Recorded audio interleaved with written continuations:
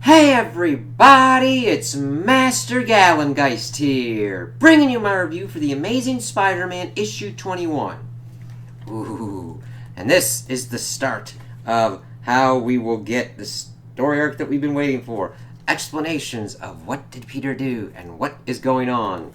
And this cover doesn't really tell us much, except for showing us kind of like the silhouette of who we will see inside. So, let's get cracking on it. Let's see here. So, we kind of start off and we see the start of both Peter and MJ's day, where Peter, he's like, thinks it's a Saturday morning, but then he's like, oh no, it's Friday, and he tries to like get himself up to work early. He's like, crap, Norman's gonna kill him. Not that it's the first time he's tried, but I'll deserve it. He's looking for his keys and stuff. He's 10 minutes late. He's like, it can't be this hard for other people to get out of the house. And then we see MJ arguing with the kids, like the boy. Let's see.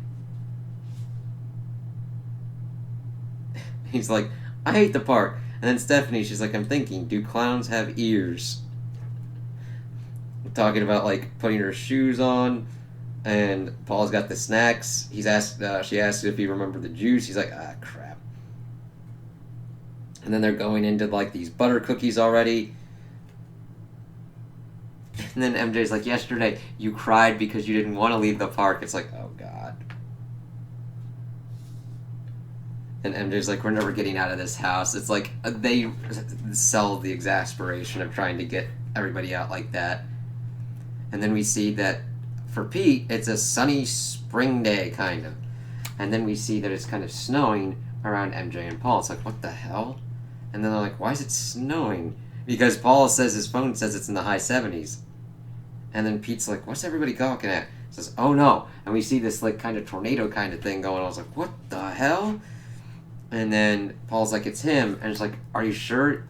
Like, and then the kids are like, I'm scared. The Scribble Man is back.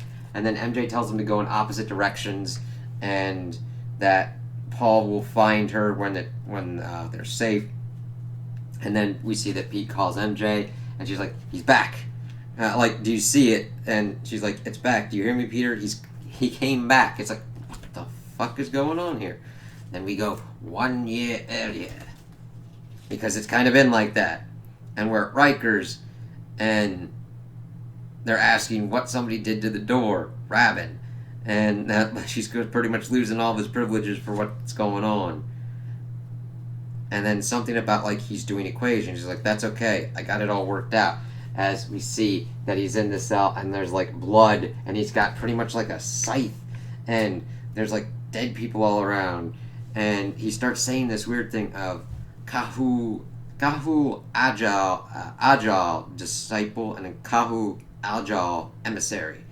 I'm butchering that, I know that. And then says that his equations are sound, that Wyatt awaits him in Zabalba, hungry for sacrifice. Only a road of blood may lead me there. Are you ready? And he says that he is, and that he will sing his name. Well, he will sing his name to the gods of death, as he then slices him and kills him. And then we see, like, when are you not a mess? Hey, there was that one time. Okay, you got me. Yeah, let's do this. As we then shift to Pete being like, what are you looking at? And then evidently this is like, remember this happening in Amazing Spider-Man 894. Now, granted, I wasn't reading it at that point, so I'm like, what the hell's going on here? And he's like, a road of blood led me to you. Come with me. And he's like, you're going to have to ask a lot nicer than that. As then the window bursts out, and Pete tells MJ to get back, and he asks Peter if he remembers him. I think you may have me mistaken for someone else. No, the road of blood led to you. You are the sun-blooded clown priest. Whatever that means. Your death will bring about the end of all things. It will make way for the final sacrifice. Like, Pete's like, pass. I'm like, damn, this is getting nutty. And then it gets even nuttier as he gets blasted around. And I like how it shifts panel-wise to like two big ones and then the small ones at the end, kind of giving us the character kind of stuff. And Pete just pretty much gets blasted through a wall. MJ telling him to get the fuck out. The sun blood banished me with violence, so with violence I say hello. What do you want? To do math. Ancient bloody math. It's like, I like math too. I'm not gonna do ancient bloody math like this shit. And she's like, what are you doing? I see you flooding the world with blood. Then you see very well indeed. It's like, god damn. We're getting some updated stakes and everything here. And then we see that Pete comes back in saying, get your hands off her, and it's just really kinetic, and you really feel that crack as he, like, cracked into him. And then he asks that if she's got the spare suit in her bottom drawer, and she's like, yeah. And then he uses his powers to kind of cushion his fall. And then it's like, oh, thank God you're okay. I was really worried. You've adorned yourself in the gown of your heresy. Fate prepares you for your sacrifice. May mighty way up see you and cleave your heart. Shh. I don't know who you are. As he then pretty much webs up his mouth to stop him and then just starts wailing on him. But you did a lot of damage to that nice lady's apartment right when her boyfriend was going to move in. No, you don't. I'm not done talking. As he tried to grab him, it's like, yeah, that's Spidey dialogue. And he's like, you'll have your chance to respond as soon as I've made my point. Well, have I? As he pretty much slams him on the ground and rips the webbing off of his mouth. He's like, yes, please, I'm done fighting, please. But we see that he's got markings on his hands, and then he touches Peter on his chest, and we see this weird shit going on, which is kind of like a prophecy kind of thing that will probably be happening since he's come back. That's kind of cool looking. A storm from the void, not north or south, from Xibalba, from darkness' mouth. Your time is short, the end is near, darkness takes all you hold dear. Which pretty much is kind of lined up with what we've seen so far with Peter, with what's been kind of going on.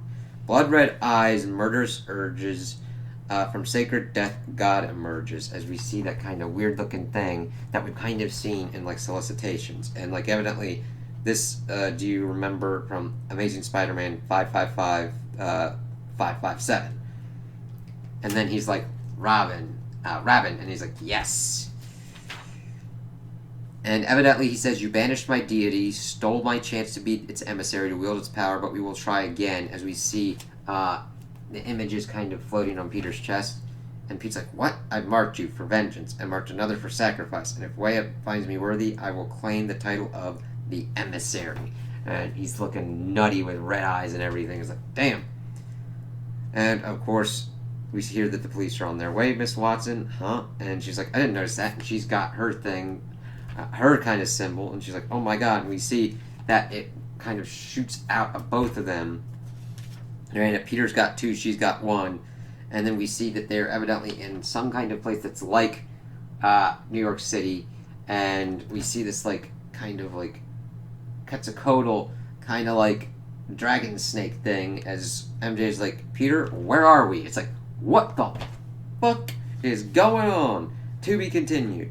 And then we also see a cover that has that one kind of thing that we've seen in that one panel. It's like, this is going to be nutty. So I do know that they have done kind of mystical, supernatural stuff with like the totems and all that, and that's kind of an interesting kind of take. I haven't really read much of Spider-Man with that kind of stuff going on, so it'll be interesting to see how this is kind of handled. I think granted, it took a while. It's kind of crazy that we had just gotten our stuff that was like, we had the hook for the Fantastic Four. It took about 4 issues, and now granted, we're getting a kind of, I think, beefy arc to kind of explain this shit. It's like, okay, you still have my attention. Like, I don't mind mysteries taking a while, but it's taken us about like 21 issues to kind of get here, and I'm glad that we're finally getting that kind of laid out. And I still like how they're able to do Pete and MJ and their voices and their characters, and learning who this Robin dude is, and him with Way Up and Xibalba and death and shit like that, and this weird kind of crazy realm. It'll be like, Pete's got a lot of shit to deal with. So it'll be nice to get that kind of information and learn more and kind of go through the story like that. Do I wish it had happened earlier? Yes. Do I think it deserves its own arc that's kind of going on like this? Also yes. So I can't wait to see how they kind of work out with it, how the kids are involved, because Paul seems to be on their side, even though there's clashing of what's going on with Pete and MJ and the kids.